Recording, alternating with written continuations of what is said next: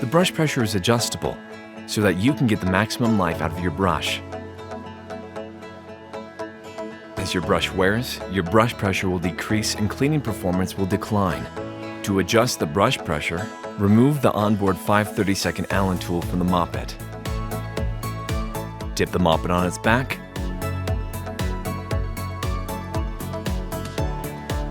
Insert the Allen tool into the drive wheel windows. Start by adjusting each wheel one full turn counterclockwise, making sure to adjust each wheel by the same amount.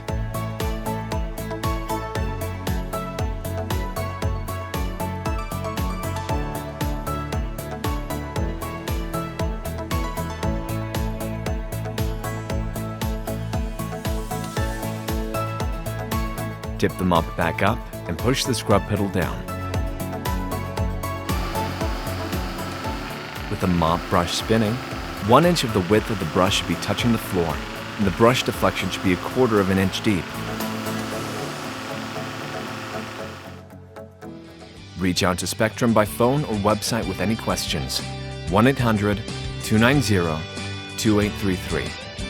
www.mopit.com